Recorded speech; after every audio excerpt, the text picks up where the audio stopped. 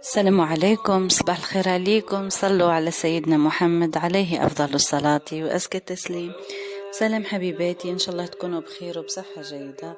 طليت عليكم بإنوفيل فيديو بعد غياب طويل. وش راح نقولكم كيف راح نبدأ لكم. حبيت نحط هذا الفيديو في قناتي بين نفرغ لكم شوية قلبي وتعرفوا أنا يسلع النبي وعلاه راهي غايبة عليكم. المهم حبيباتي، نتمنى ان شاء الله تفهموني وتحسوا بيا المهم كاين اللي عم بالكم واش صرالي، كاين اللي ما عم بالكمش. المهم اللي ما عم بالهمش ان شاء الله اليوم راح نحكي لكم القصة كاملة واش صرا معايا. ما يصيبنا الا ما كتب الله لنا. هنا قبل بشهر كنت بالحمل، و هنا في ولاية عنابة. كنت بينسير كأي أم تكون حامل في شهور الاخرين توجد في راحة، توجد تكسي البيبي تاعها. هنا رحت لواحد المغازان في عنابة، بديت نشري في قش البيبي. كانت عندي طفلة في عرفت جنس الجنين تاعي بلي طفيلة.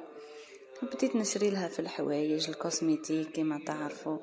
هم دوما شوية من الحوايج اللي شريتهم لها في حانوت واحد برسك لقيت كلش متوفر. الله يبارك عنده كلش ما شاء الله. كما قلت تشوفوا حبيباتي هنا باه نحكي لكم بركه. لقيت واحد لي فيديو مصورين، المهم باه نحكي لكم الحكايه. كما شفتوا شريت لها كل وش يلزم للبيبي، مالغري كان عندي قش تاع بنتي الاولى، لكن بينسير كل واحد وقسمه في الدنيا دي. المهم وعقبت لا سيمين تاع هذيك العطله اللي ديناها وروحت لداري مع الخدمه مع كلش. تودنكو صرات معايا حاجه. المهم زاد عليا الحال ومرضت وكلش. في الويتيام موا كيما رحت للطبيبه تاعي قالت لي بلي لازمك اوبيراسيون، لازمك المهم ولاده مبكره. اسباب صحيه راح نقولها لكم ان شاء الله في فيديو اخر. بيان سير رحت كيما كان الحال ولدت ولادة قيصرية، وكانت صعيبة باسكو كان الكاتيعي ياسر جراف. كنت مهم قصة حياة ولا موت، وبإذن ربي سبحانه وربي كتب لي الحياة من الأول وجديد.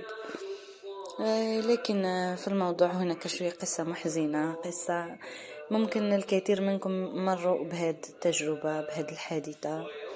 هي تاع ربي فريمون صح سبحانه.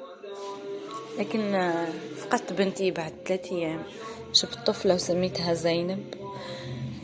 بعد 3 أيام توفات لأنها كانت ما زيدش في شهري، في شهر الثامن، وكانت طير من طيور الجنة. فريمون حزنت على بنتي. كبدا بينصير اي واحد جرب الحاجه دي تغيض ويعرفوش معناتها، لكن صبرت بينصير صبرت لانه ربي كيما دلنا مليح وكي يدينا كيف مليح. والحمد لله على كل نعمه جات من عند ربي سبحانه. ان شاء الله تكون بينصير هي راهي في الجنه، احنا متاكدين. هذه هي حبوباتي، حبيت نخبركم. ادعيوا لي اني نصبر على بنتي، ادعيوا لي ربي يشفيني لاني ما زلت في ايامي الاولى من ولادتي. هذه هي حبيباتي. وش راح نقول لكم في اخر الفيديو؟ نقول لكم دعاء الغالب مستجاب. ادعيوا لي فقط حبيباتي، وتهلاو في روحكم ياسر ياسر. وان شاء الله نلقاكم في فيديو لاحق ان شاء الله يا ربي. هذه هي الدنيا، يوم حلو يوم مر حتى يفنى العمر. وديما نشوفوا الناس اللي مصائبها اكتر من مصائبنا ونقول الحمد لله.